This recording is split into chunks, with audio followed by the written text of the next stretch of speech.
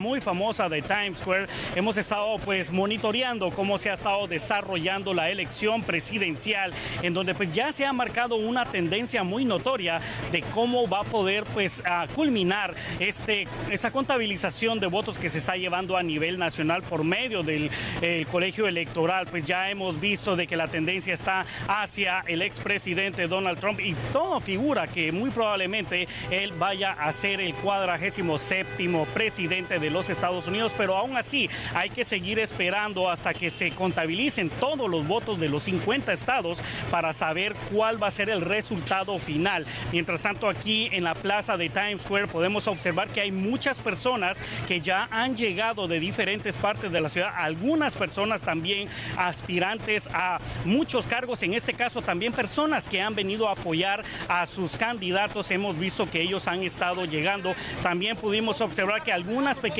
protestas se empezaron a dar, pero fueron disipadas por las autoridades locales. Mientras tanto, seguimos a la espera de cómo se va a seguir desarrollando toda esta información que está, pues, con el paso de los minutos y de las horas se va a estar definiendo hacia cuál va a ser el nuevo presidente de los Estados Unidos, aunque ya hay una tendencia muy marcada, José Eduardo.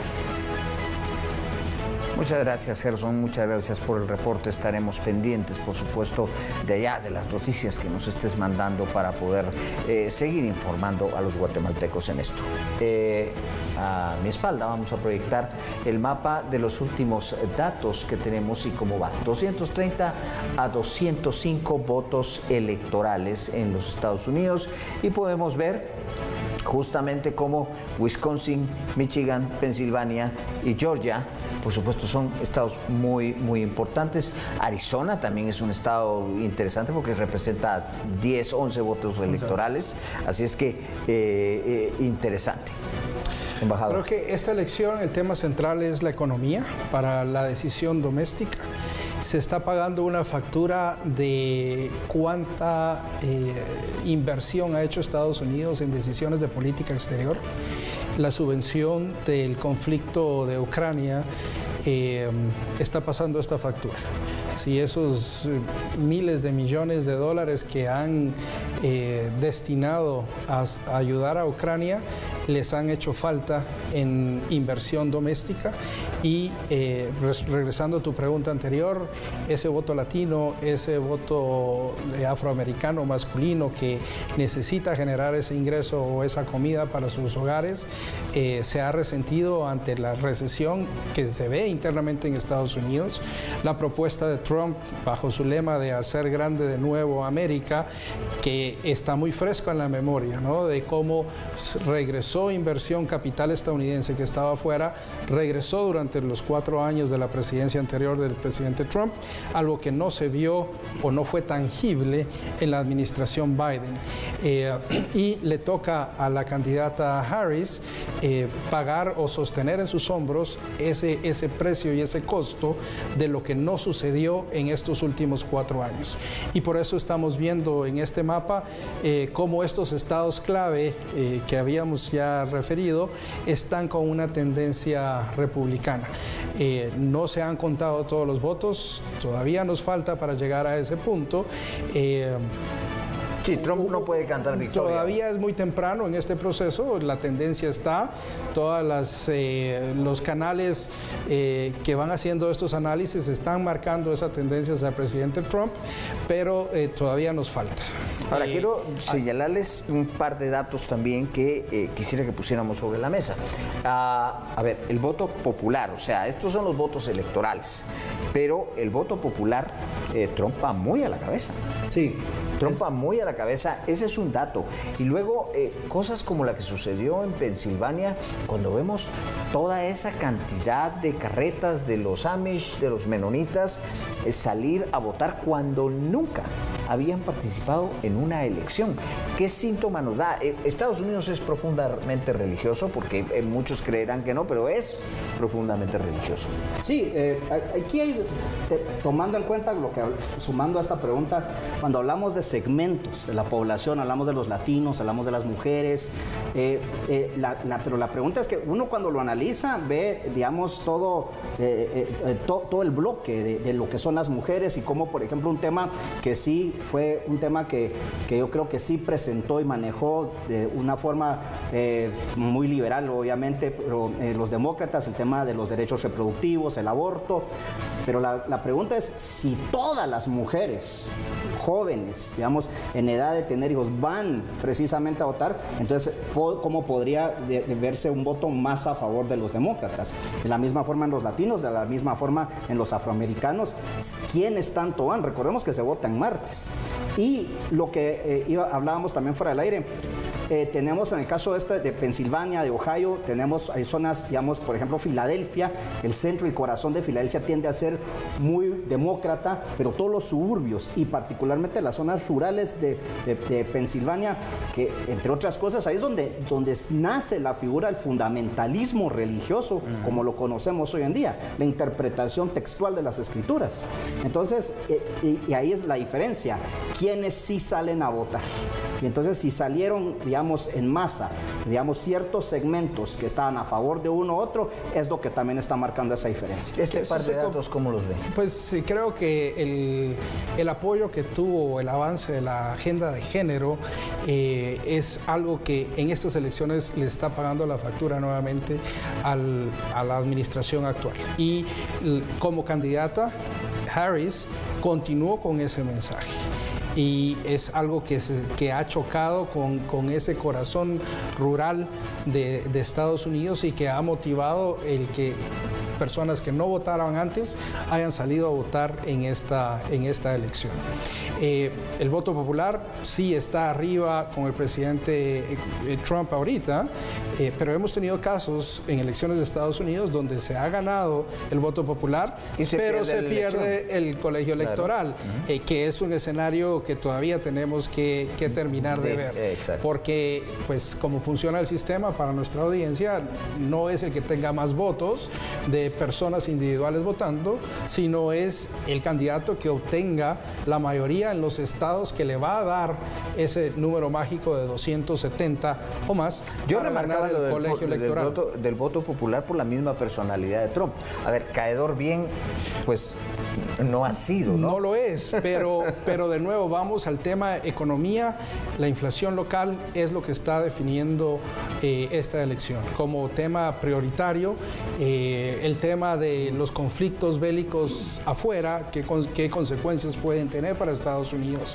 El tema de la frontera sigue siendo un tema de primera línea en la política doméstica de Estados Unidos. Bueno, y poniéndole la guinda al pastel, si Trump llegase a ganar, llegaría con el Senado, la Cámara de Representantes y la mayoría de los gobernadores. Esto no se daba desde hace muchísimo tiempo. Y súmale una Corte Suprema de Justicia a su favor, con magistrados, jueces nombrados por él, que todavía les queda mucha energía por delante, y particularmente el presidente de la Corte Suprema de Justicia, o sea, que también fue designado por él.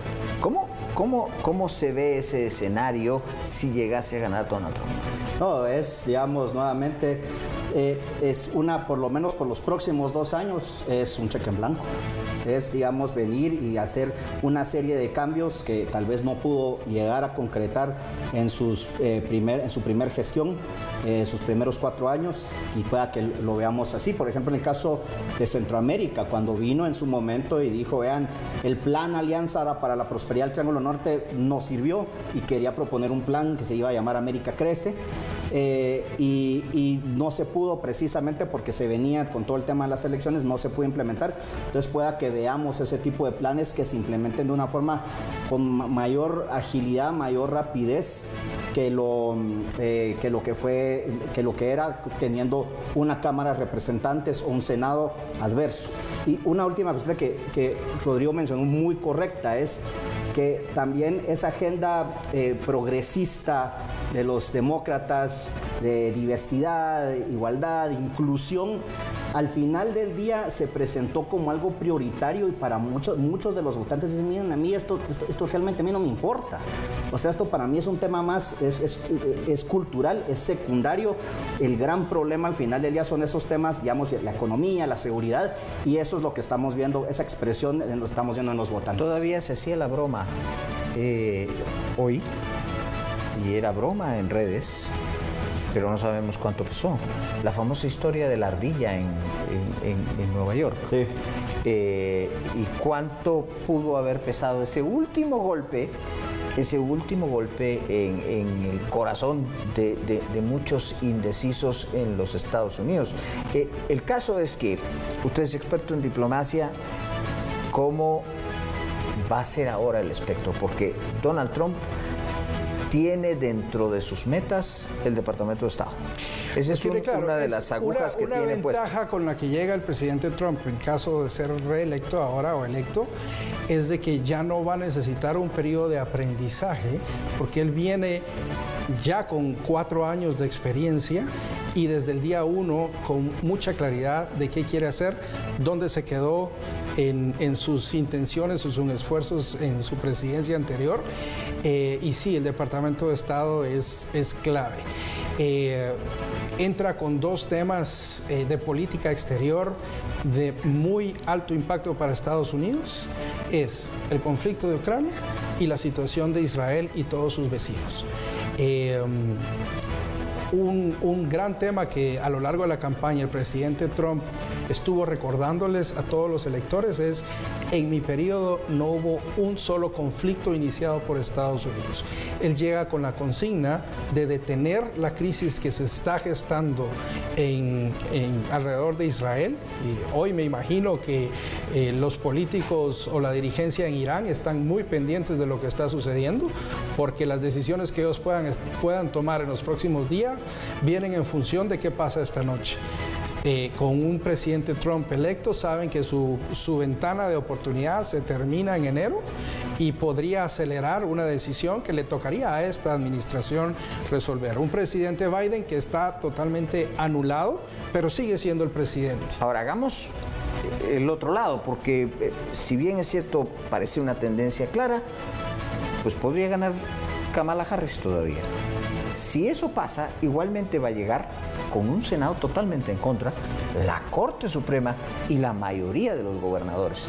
¿Cómo sería eso? No, sería sumamente difícil. A ver, Harris, primero, como lo hablamos, y hubo críticas al respecto, pero bueno, ella no es nominada como tal por el Partido Demócrata.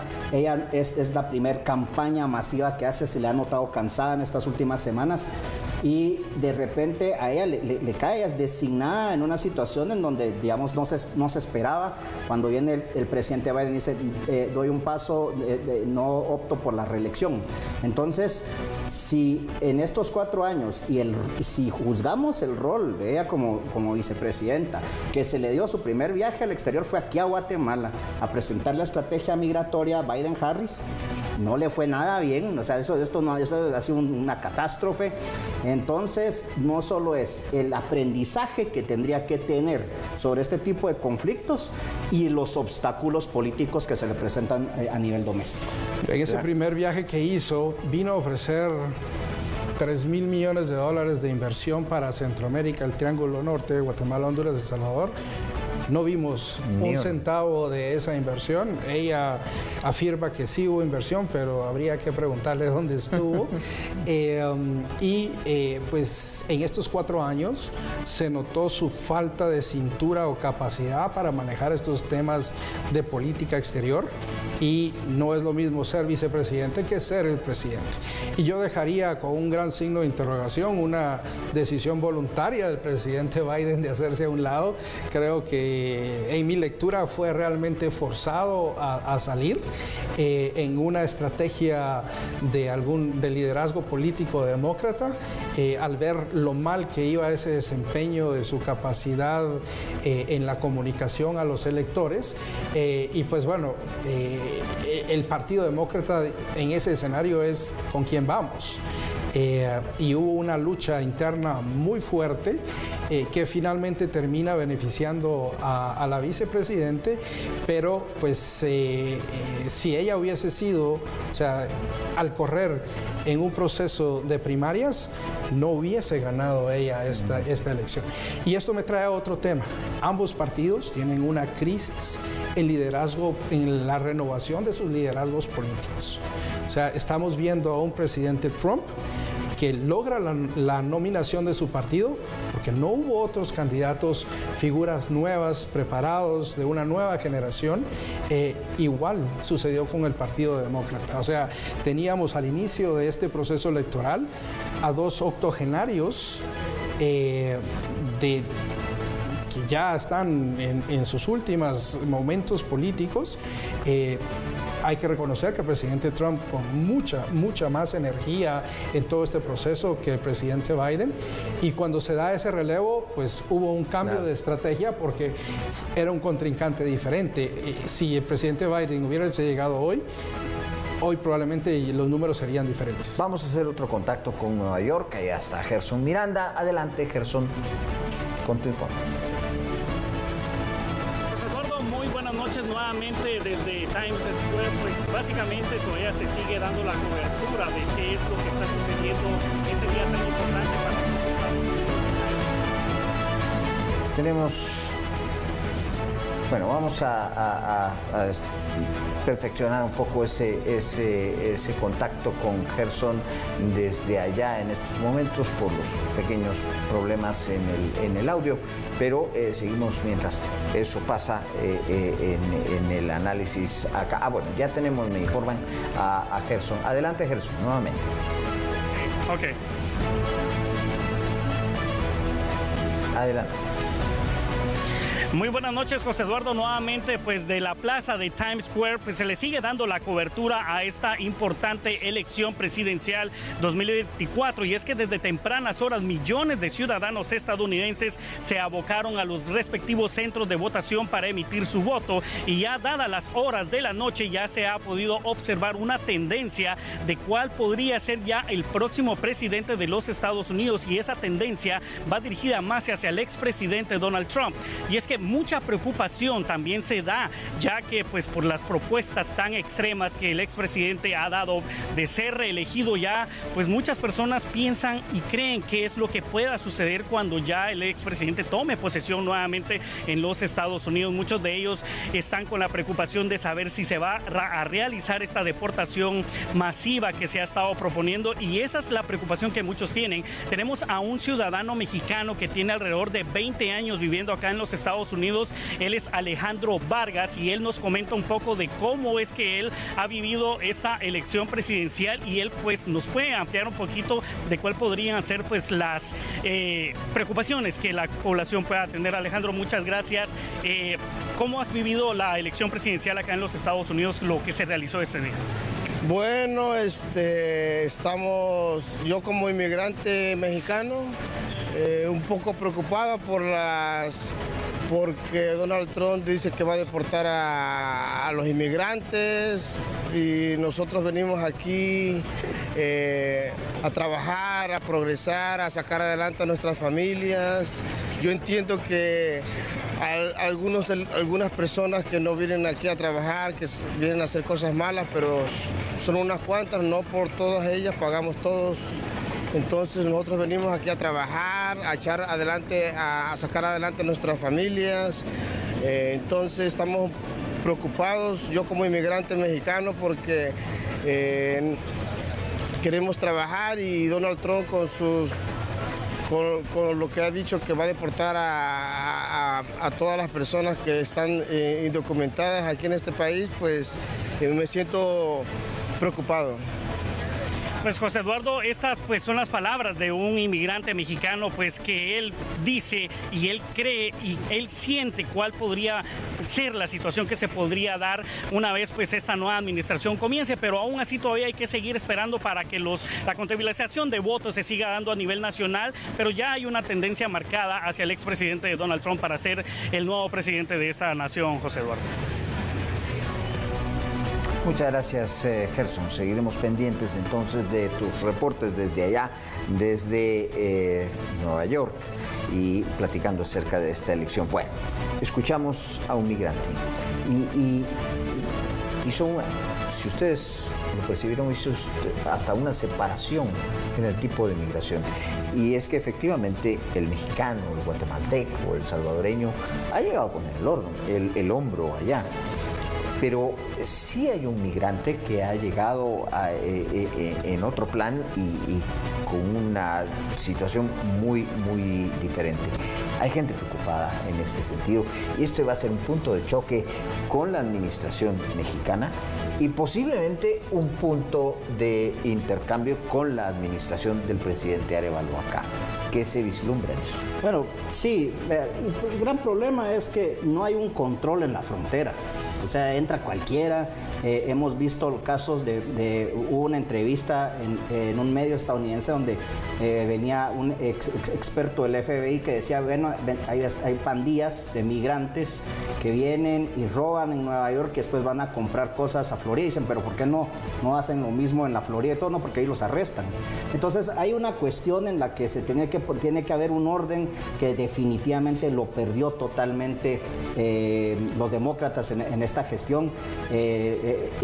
La forma en la que se manejan ciertos números, porque si no han disminuido los centroamericanos, pero a muchos los mandaban a puertos de entrada reconocidos, entonces ya no aplicaban como irregulares y es un manejo de números que la verdad es vergonzoso, tomando para que lo que buscaba era maquillar nada más el desastre que ha sido la frontera. Entonces definitivamente va a ser eso, pero es que es un tema, por ejemplo, en las primarias de republicanas en Iowa y en New Hampshire, en New Hampshire particularmente, donde no hay muchos migrantes, era el segundo tema de mayor preocupación de los estadounidenses. Entonces ahí es donde entramos también, al final del día, ese ha sido uno de los símbolos de la campaña de Donald Trump, que va a pasar precisamente por traer orden, seguridad, pero asegurar más ese paso fronterizo. Y ahí sí, definitivamente, como eso se tiene que trabajar con Claudia Sheinbaum y después también va a tener que trabajar con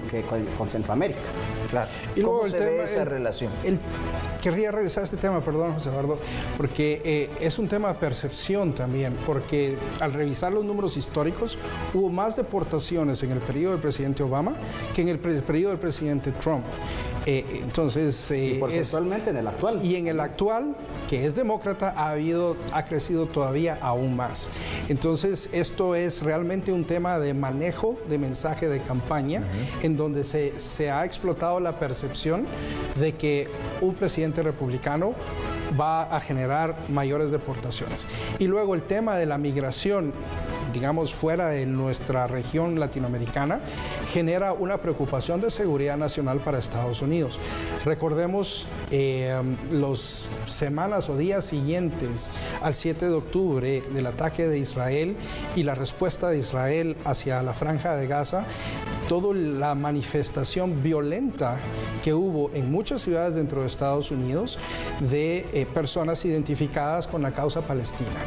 Y esto viene de la mano con migración irregular de extremistas que ciertamente a las agencias de seguridad les preocupa altamente la organización y el crecimiento que han tenido dentro del territorio de Estados Unidos. Y esto es uno de los temas de seguridad que el presidente Trump tiene muy claro y por qué desea detener la situación o el conflicto de Israel con sus vecinos, porque en el momento que eso llegase a detonarse, yo visualizaría un escenario muy complicado doméstico dentro de Estados Unidos como un reflejo, porque al final es Estados Unidos el que todo este movimiento extremista ve como el enemigo número uno, que en la región se equipara con Israel, pero el verdadero enemigo es Estados Unidos porque es el líder del mundo de los infieles, ¿no? Entonces esto realmente es algo complicado en el manejo de la agenda de migración. Vamos a hacer una pausa, pero regresamos de inmediato.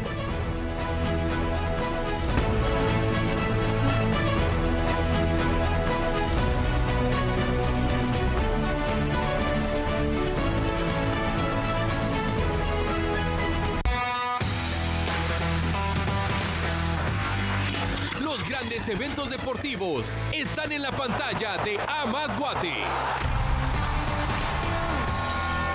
Casa del Fut te trae a los mejores equipos. La pasión del fútbol internacional. El evento que reúne a todos los fanáticos. Europa League y Conference League. Por A Más Guate vive Roma versus Union Saint-Gilloise desde las 11 de la mañana.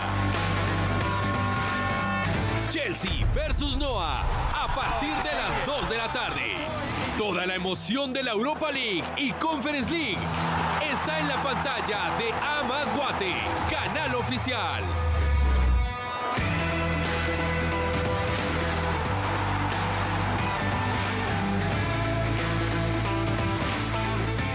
La noche más esperada del año está por llegar. Miss Universe 2024. El evento de belleza más importante del mundo. Este 16 de noviembre, disfrútalo por la pantalla de TV Azteca Guate. Acompáñanos junto a Fran Cadenas y María José Sazo. A partir de las 6 de la tarde.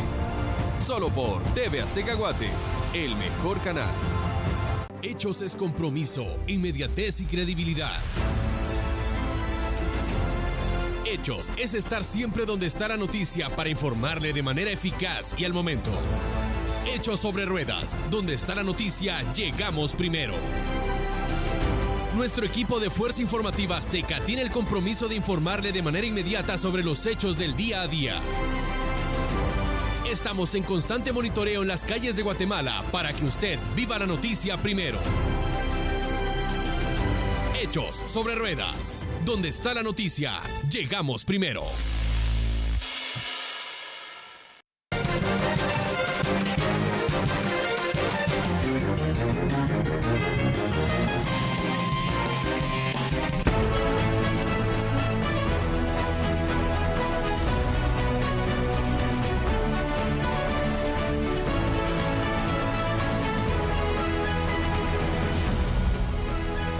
Bueno, y seguimos platicando acerca de lo que está sucediendo en los Estados Unidos y pues nos queda muchísimo y si algunos han de estar atentos a esta elección y pegados a sus televisores, seguro es Vladimir Putin y Xi Jinping.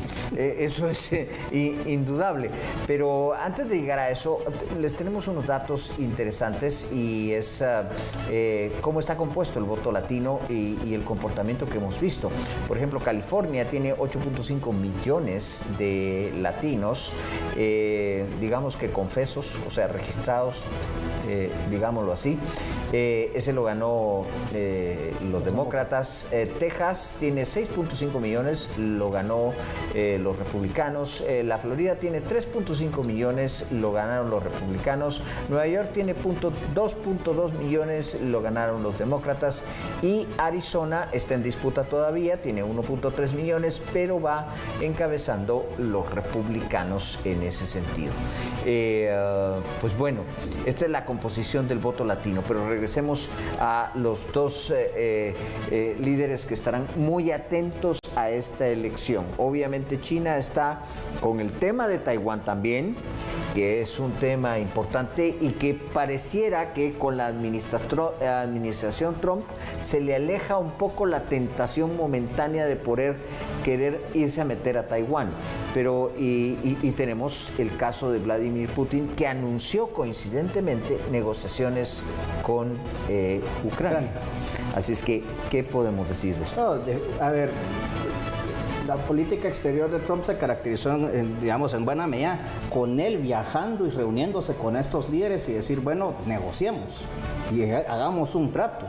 En campaña dijo, el conflicto Rusia-Ucrania yo lo termino en 48 horas. Entonces aquí va a ser, y Rodrigo lo mencionaba también, digamos, uno de los grandes problemas en donde definitivamente va a ser un golpe muy duro para Zelensky, para los ucranianos, va a ser, digamos, que el país financiera y militarmente lo sostiene Estados Unidos. Entonces, juzgando por lo que fue la primera administración Trump y lo que fue la administración Biden, yo veo una China bastante más preocupada porque en un momento Trump dijo la contención del crecimiento económico de China es un problema para Estados Unidos y ese es nuestro gran rival, al punto que fue una guerra comercial con China. Y En el caso de Putin, que recordemos que en ese entonces no había un conflicto y que siempre lo que sucedió en Crimea se dio, digamos, todavía con Obama, pero con Putin también se reúne y la cuestión es seguramente qué es lo que se necesita para poner fin a la operación militar especial de Rusia en Ucrania.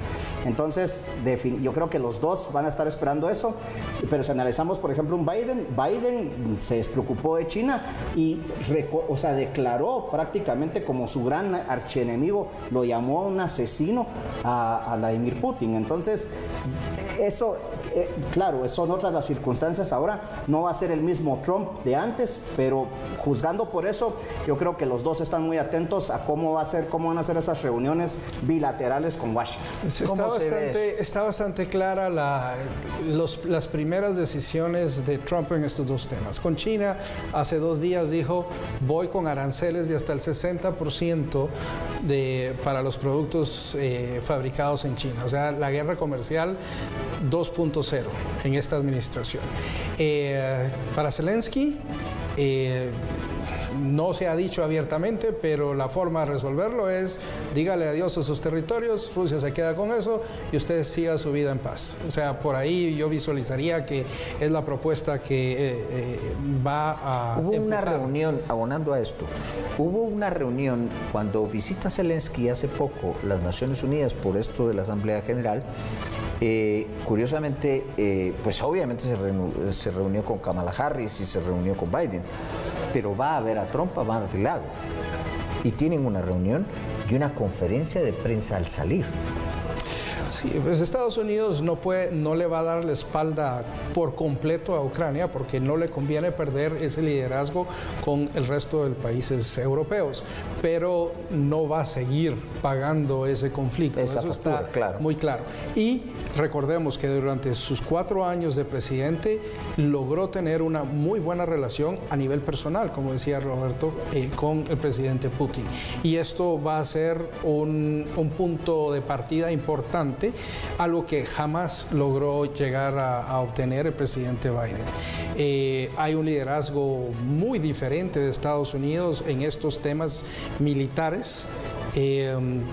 Preocupa nuevamente a la OTAN que el presidente Trump regrese, porque él fue muy claro, Estados Unidos no va a seguir pagando si ustedes no ponen su parte como deben hacerlo. Y esto es parte de cuánto recurso puede ahorrarle a Estados Unidos y cómo puede empezar a recuperar ese déficit fiscal que trae Estados Unidos con esta inflación rampante que es con lo que iniciábamos el programa esta noche. Cuando vemos esto, pues también hay actores en Latinoamérica que estarán esperando. Cuba, quiera que no, es uno. Y por supuesto Venezuela. La presidenta Sheinbaum pues hizo una movida de darle gasolina a Cuba, pero eso le costó que a Pemex le cortaran un crédito importante de bancos de los Estados Unidos. ¿Cómo va a estar la situación con Cuba, pero particularmente con Venezuela? Porque al menos 7 millones de esos migrantes que se han ido, latinos, una buena parte, 7 millones se han ido de Venezuela.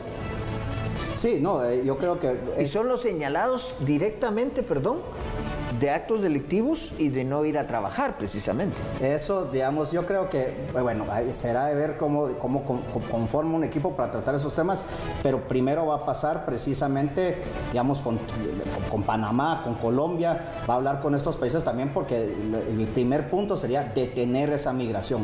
O sea, lo que es, digamos, hay videos de youtubers cruzando el Darién.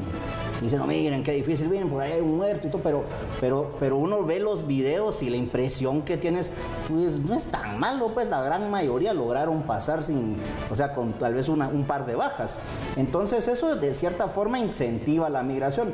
Trump va a llegar a desincentivar eso es lo que ya lo hizo en una ocasión, pero va a ser interesante qué otros temas plantea directamente digamos, con un Nicolás Maduro, que plantea que en el caso de Cuba, que es muy delicado, que en las últimas semanas hemos visto una serie de manifestaciones por la falta de energía, o sea, la crisis cubana, que muchas veces se nos va en las noticias, pero que ahí también está presente.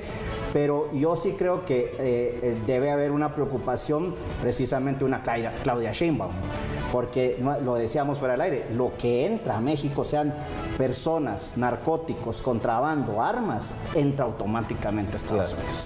Sí, y ahí de nuevo China es un actor importante con los precursores de químicos para la fabricación del fentanilo, que es una gran crisis dentro de Estados Unidos. Para nuestros países realmente pues pueden estar preocupados, pero tal vez una reflexión más profunda es: ¿por qué tenemos que estar dependiendo de qué pasa en Estados Unidos? ¿Cuándo va a ser el momento que nosotros, como América Latina, hagamos nuestra parte y podamos salir adelante? ¿Qué es lo que nos falta hacer? ¿Qué acuerdos sociales tenemos que hacer para que esa riqueza que tenemos sea lo que realmente desincentive la migración?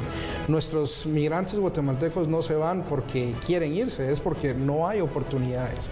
Y la riqueza sí la tenemos, pero nos hace falta ese trabajo y esa visión de nación para que nuestros guatemaltecos no se tengan que ir. Nuestra dependencia de las remesas familiares, yo en cada ocasión que puedo lo llamo una crisis de seguridad nacional para Guatemala. No es posible que el principal ingreso para este país sea las remesas familiares que mandan nuestros guatemaltecos del exterior. O sea, ni sumando todas nuestras exportaciones, de todos los productos que hacemos, alcanzamos ni de cerca a lo que representa el ingreso de las remesas familiares. O sea, ¿qué presidente o qué administración en Guatemala puede realmente hacer un cambio sustancial de fondo en nuestro país? Las remesas son más... Es más el monto de las remesas que el presupuesto del Estado. Eso es uno de los datos. Bueno, tenemos que ir despidiéndonos, pero yo voy a pedir que nos pongan otra vez el mapa de cómo va, para que ustedes hagan su comentario en torno a esto. Bueno, vemos aquí el mapa, vemos los estados que están en vilo y vemos allí, yo diría 4 estados muy significativos: Wisconsin, Michigan, Pensilvania, Georgia y Arizona. Ahí está, como dicen ellos, el battleground donde se está peleando, y particularmente en Pensilvania, que tiene 19 votos. Ustedes ven, tomando en cuenta cómo va la votación, ustedes ven esto ya muy favorable a Donald Trump. La tendencia sí, o sea, prácticamente estamos, la tendencia de lo que son 5 de 7, ya ganó Carolina del Norte, que era uno de los estados bisagra. Nevada sí se vuelca más para Kamala Harris, pero no tiene tantos votos de colegio electoral, pero solo con, digamos, prácticamente con estos estados, incluso con un par de estos estados, Donald Trump puede fácilmente ganar la elección. Está cerca. Recordemos que estas son proyecciones de los diferentes canales que van haciendo el análisis. Este que vemos es de la prensa asociada, pero como decía un famoso comentarista guatemalteco, hasta el último out se habla. Recordemos cómo el proceso electoral anterior se definió en las Cortes de Estados Unidos, en lo que se nos criticó mucho a nosotros, la judicialización del proceso político. Todavía falta ver si un escenario de esto puede ser posible en estos estados bisagra. Pues hay una tendencia ahorita, pero todavía faltan varias horas más. Todavía faltan los votos de algunos estados que reciben votos por correo, que fueron emitidos hasta el día de hoy. No son significativos, pero alguna sorpresa puede venir, como sucedió hace 4 años, ¿sí? Hay que recordar de que una administración que tiene bajo su control el poder no lo va a querer soltar de una forma muy simple. Todavía falta ver. Demos el escenario que el presidente Trump termina este mapa en rojo, este periodo de transición, cuánto desgaste político puede venir para deteriorar el proceso de una toma de posesión. Recordemos lo que pasó en los últimos días de la administración de Trump. Puede volcarse algo similar ante la inconformidad de una población que está partida políticamente y lo hemos visto durante los últimos 20 años. Y que será el reto del próximo presidente ver cómo repara esas heridas. Porque no es tarea fácil con la economía como la va a recibir cualquiera de los dos en la responsabilidad de ser el próximo presidente. Son retos muy grandes, ese liderazgo, ese espacio que en el mundo perdió Estados Unidos en estos 4 años, el crecimiento de los BRICS, por ejemplo, en un lanzamiento de una moneda que deje al dólar por un lado. Aunque China acaba de anunciar un endeudamiento en dólares importante. Bueno, a pesar de lo del asunto del BRICS. Entonces, todavía y China sigue siendo uno de los grandes acreedores de Estados Unidos y por eso esta relación de amor y odio, porque realmente se lastiman mutuamente en una guerra comercial como la que se visualiza venir. Yo le quiero dar las gracias a ambos. Muchas gracias por haber estado con nosotros, al embajador Rodrigo Bielman, también al licenciado Roberto Wagner por estar acá con nosotros y platicar acerca de esto y hacer este análisis. A ustedes, muchas gracias por hoy. Buenas noches.